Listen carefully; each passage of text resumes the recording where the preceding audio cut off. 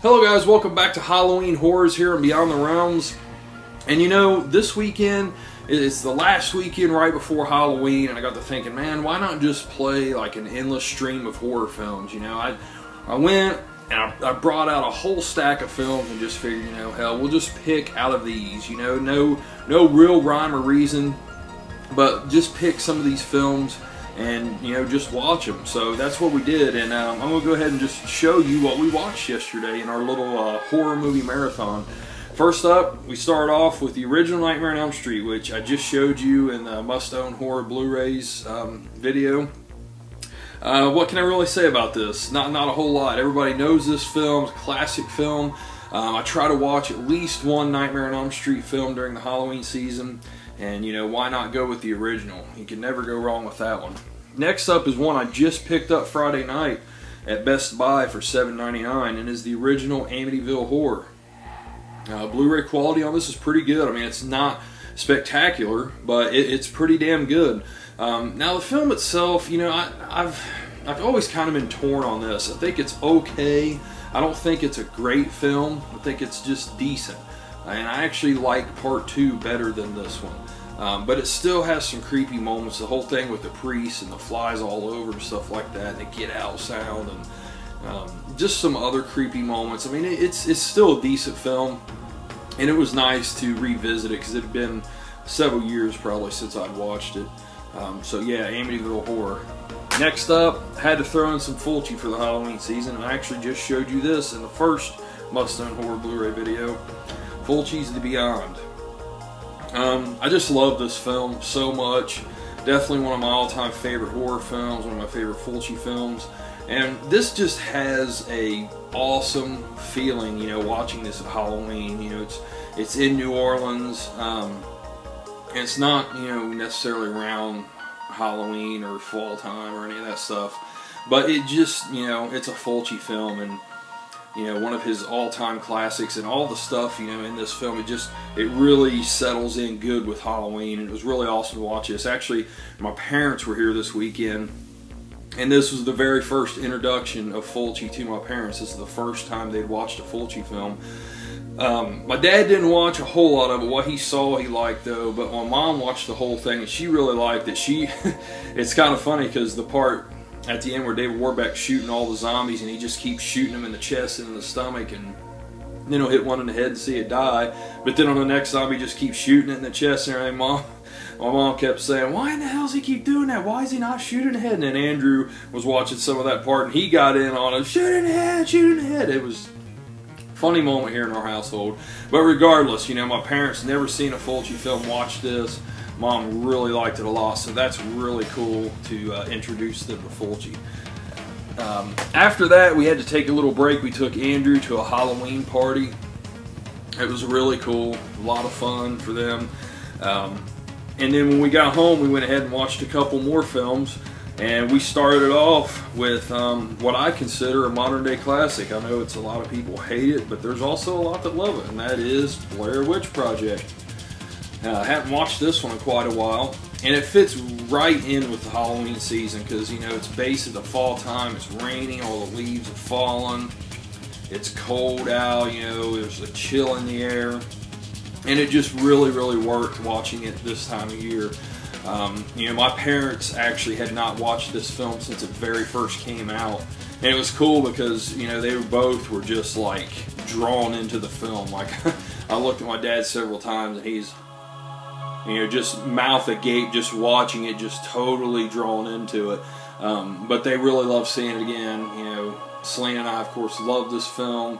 Our friends Holly and Jeremy came over at this point, and it's funny because they actually have been talking about watching this film also.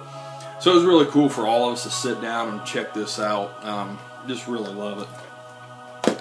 Next up, we watched Trick or Treat, not to be confused with the anthology Trick or Treat. Horrible ass cover. For those of you that haven't seen this, it really plays off of the fear of satanic metal that happened in the 80s. Basically, it's about a satanic heavy metal rocker that dies in a fire, and Gene Simmons is a disc jockey, and gives the guy's name's Sammy Kerr, gives Sammy Kerr's last album to his biggest fan, Ragman Eddie Weinbauer. And basically Eddie Weinbauer's picked on by his friends, so basically Sammy Kerr is going to come back and help him avenge, you know, all these people picking on him, but it's much more sinister than that. I just absolutely love this film. This is a must every Halloween for me, you know, and I've been watching a lot of the black and white films and a lot of films that, you know, are horror but don't really pertain to Halloween. But now that it's getting closer to Halloween, I start pulling out the films like this that are actually based right on Halloween. So really awesome to watch this. This is another one that my parents had not watched in years. They seem to enjoy it. Holly and Jeremy liked it. Jeremy's always loved this film. Holly never seen it. I think she liked it a lot. She was laughing at certain parts because it is. I mean, it's a cheesy ass film, no question about that. But it's very fun, and it's just so awesome to watch at this time of year. I love this film so much. If you've never seen it, check it out. Horrible ass cover, great Halloween film. And then we closed off the night with another film that has become a tradition of mine for about the past 5 or 6 years. And I plan on keeping it and watching this every Halloween for years to come, and that is Jeff Lieberman's Satan's Little Helper. Most people that know Jeff Lieberman know him from Just Before Dawn, but this was a little low-budget independent film he did in 2004. I think it was 2004. Just such a cool-ass movie. I mean, it's far from perfect. There are a lot of flaws in this. There's flaws in the script. There's, you know, sometimes you really have to stretch your, you know, the suspension of disbelief with this one. But the premise is so cool. It's about this kid, this you know, little kid. He plays this game where you play as Satan. You're fighting for Satan's army. It's really twisted, but it's fun though the way they do it. He's playing this game. He's fighting for Satan's army, and all of a sudden he sees this guy, which actually just brutally murdered a family. And in the front yard, they have a Halloween display, and he's taking and putting the bodies out there. You know, and people are falling for it, thinking it's fake, it's part of the setup. Well, the little boy sees it, and he's like, "Wow, you're Satan. Can I come and help you?" And he agrees to let him come. Well, to the kid, it's just all make-believe. It's all fun. None of it's real. But this guy, the Satan, is really killing people. But just very cool. And towards the end, you know, it takes all kinds of twists.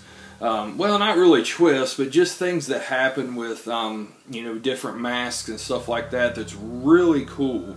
There's a good wordplay with the dialogue towards the end too. Certain things they say. But guys, I just love this film so much.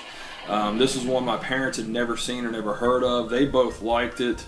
At this point, Holly and Jeremy had to cut out, so it was just the three of us watching. Selena went to bed and everything. But my parents seem to really enjoy this film a lot, and I just always love it. I always try to tell people about this film if they've never seen it to check it out. I mean, you can get this really cheap. There is no Blu-ray release of this. It's only on DVD.